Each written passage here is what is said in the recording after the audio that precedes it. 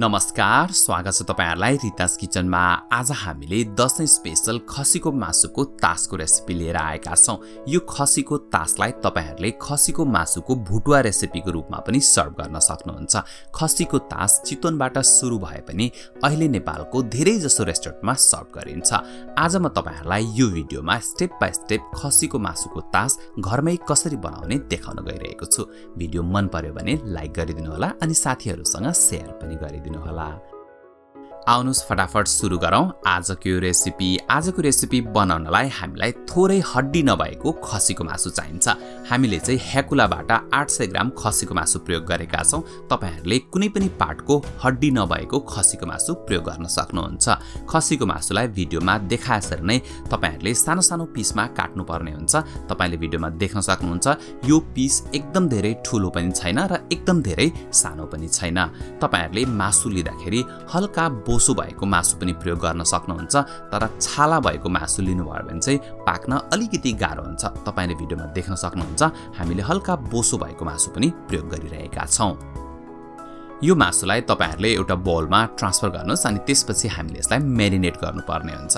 मासुमा 2 सानो चम्चा धनियाको धुलो पाउडर, त्यसैगरी यसमा 1 सानो चम्चा जिराको धुलो पाउडर अनि 1 सानो चम्चा पिरोवाला खोर्सानीको धुलो पाउडर, 1 सानो चम्चा काश्मिरी मिर्च, यो चाहिँ पिरो नहुने खोर्सानी, त्यसैगरी नुनलाई चाहिँ आफ्नो स्वाद अनुसार एडजस्ट गर्नु होला। हामीले चाहिँ यहाँ 2.5 सानो चम्चा एड गरेका छौं। थोरै बेसार पनि एड गरिदिनु होला। त्यसैगरी आधा सानो चम्चा काला मरिचको धुलो पाउडर, त्यसैगरी यसमा 2 ठूलो चम्चा अदुवा लसुनको पेस्ट एड गरिदिनु होला। साथसाथै हामीले यसमा थोरै गरम मसाला, यो चाहिँ 5 वटा ल्वाङ, 5 वटा सुकमेल र सानो दालचिनीलाई पिसेर तयार पारेको गरम मसाला हो। यदि तपाईहरुसँग रेडिमेड गरम मसाला छ भने त्यो पनि 1 सानो चम्चा जति प्रयोग गर्न सक्नुहुन्छ। अब हामीले यसमा 2 ठूलो चम्चा जति तोरीको तेल यसमा एड गरिदिएका छौं र अब यसमा लगभग मसला पुगिसकेको छ। तपाईहरुले यो मासुमा तपाईलाई मन पर्ने अन्य कुनै मसलाहरु छन् भने त्यो पनि एड गर्न सक्नुहुन्छ।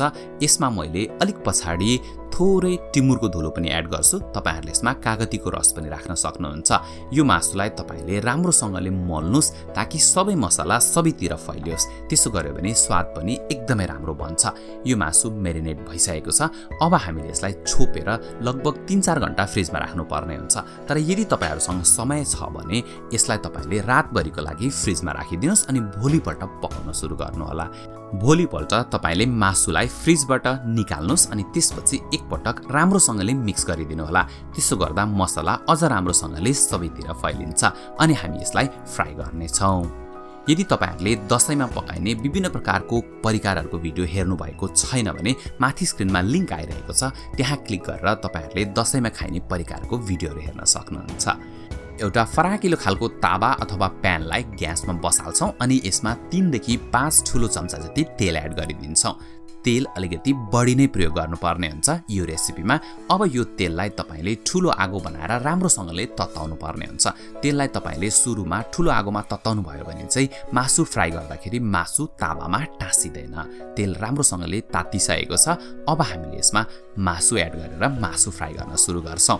मासुलाई हामीले यसरी तावामा राख्दाखेरि ध्यान दिनुपर्ने कुरा भनेको चाहिँ यो मासुलाई सकेसम्म हामीले राम्रोसँगले फैलाएर एकै लेयर हुने गरी राखेर यसलाई फ्राई गर्नुपर्ने हुन्छ।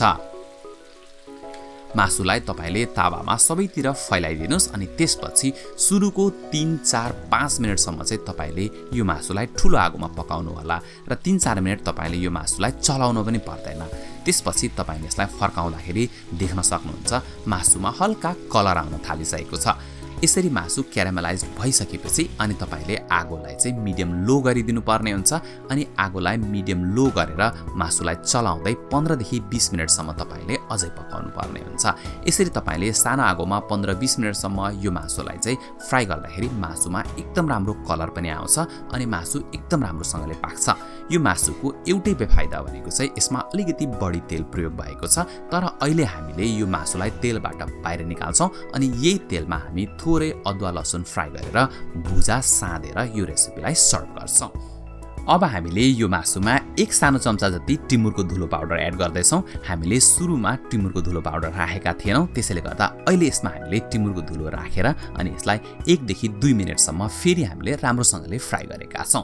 तपाईहरुले भिडियोमा देख्न सक्नुहुन्छ यो मासु कस्तो राम्रोसँगले क्यारामेलाइज्ड भइसकेको छ र यसमा भएको फ्लेभरहरू पनि एकदमै स्ट्रङ भएर आउँछ। त्यसैले गर्दा पनि जुन खसीको तास छ यो एकदमै पपुलर छ र यो खान पनि एकदमै मजा आउँछ। वास्तवमा यो खसीको तासलाई सर्भ गर्ने पनि एउटा स्पेशल तरिका हुन्छ।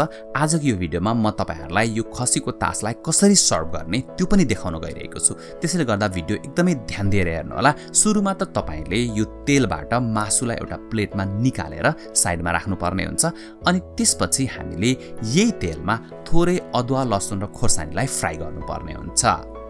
हामीले यो तेलमा लगभग 5 वटा जति लसुन, त्यसैगरी 1 इंच जति अदुवा र 2-3 वटा खोर्सानी एड गरिदिएका छौं अनि त्यसपछि हामीले अदुवा, लसुन र खोर्सानीलाई तेलमा राम्रोसँगले फ्राई गरेका छौं। यो तेलमा एकदम धेरै मासुको फ्लेभर छ र मासुमा भएको मसलाहरुको फ्लेभर पनि छ। त्यसैले गर्दा तपाईले यही तेलमा चाहिँ यसरी अदुवा, लसुन र खोर्सानीलाई एकछिन फ्राई गरेर अनि हामीले चाहिँ चिउरा अथवा भुजालाई सादेर सर्भ गर्दाखेरि तास खान एकदमै मजा आउँछ। तपाईहरुले भिडियोमा देख्न सक्नुहुन्छ यो अदुवा, लसुन र खोर्सानी फ्राई भएर तयार भइसकेको छ। अब हामीले यो अदुवा, लसुन र खोर्सानीलाई भुजामा राखेर राम्रोसँगले भुजा साध्नु पर्ने हुन्छ। कतै कतै भुजालाई चाहिँ मुरै पनि भनिन्छ, तपाईहरुकोतिर जे भनिन्छ त्यही सोच्नु होला। हाम्रोतिर चाहिँ यसलाई भुजा भनिन्छ। भुजामा अदुवा, लसुन र खोर्सानी एड गरेर यसलाई एकपटक राम्रोसँगले मिक्स गर्नु होला। यदि नुन चाहिन्छ जस्तो लाग्छ भने तपाईहरुले नुन पनि एड गर्न सक्नुहुन्छ। मैले चाहिँ यसमा नुन प्रयोग गरेको छैन। खसीको तासलाई जेनरली चाहिँ यस्तै खण्डे थालमा सर्भ गर्ने चलन हुन्छ। खण्डे थालको ठूलो भागमा भुजा राख्नु होला अनि त्यसपछि यो सानो कुनामा चाहिँ थोरै ग्रीन सलाद प्रयोग गर्न सक्नुहुन्छ। के ग्रीन सलाद मन पर्छ त्यही प्रयोग गर्नु होला अनि त्यसपछि हामीले भर्खरै तयार पारेको तासलाई पनि यसरी सर्भ गर्न सक्नुहुन्छ। तपाईले थोरै मुलाको अथवा कागतीको अचार पनि प्रयोग गर्न सक्नुहुन्छ।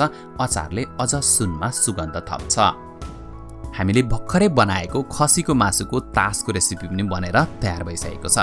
वास्तवमा यो खसीको मासुको तास बनाउन त्यति गाह्रो पनि छैन। तपाईहरुले यसलाई सजिलैसँग घरमा बनाउन सक्नुहुन्छ अनि त्यसपछि आफ्नो फ्यामिली र फ्रेन्ड्ससँग यसलाई इन्जोय गर्न सक्नुहुन्छ। तर मैले रिकमेन्ड गर्नुपर्दा चाहिँ म यो रेसिपी तपाईहरुले अवश्य पनि बनाउनुस् भन्छु, किनकि यो रेसिपीमा एकदम बढी फ्लेभर छ र खाने मान्छेले चाहिँ एकदमै मन पराउनु हुनेछ। मेरो त मुखमा पानी नै आउन थालिसक्यो। अब मैले चाहिँ खान सुरु गरेँ। भिडियो हेरेर साथ दिनु भएकोमा धन्यवाद। भिडियो मन परेको भए लाइक गरिदिनु होला, कमेन्ट गरिदिनु होला अनि साथसाथै हाम्रो च्यानललाई सब्स्क्राइब गरेर हामीलाई सपोर्ट पनि गरिदिनु होला। हाम्रो च्यानलमा थुप्रै नयाँ भिडियोहरू छन्। तपाईहरुले यहाँ माथि दिएको थम्बनेलमा क्लिक गरेर हाम्रो च्यानलको भिडियोहरू हेर्न सक्नुहुन्छ। त्यसैगरी तपाईहरुले यही माथि दिएको थम्बनेलमा क्लिक गरेर हाम्रो च्यानललाई सब्स्क्राइब गर्न पनि सक्नुहुन्छ। हामी नयाँ भिडियो लिएर फेरि आउनेछौँ। भिडियो हेरेर साथ दिनु भएकोमा तपाईहरु सबैजनालाई धेरै धेरै धन्यवाद।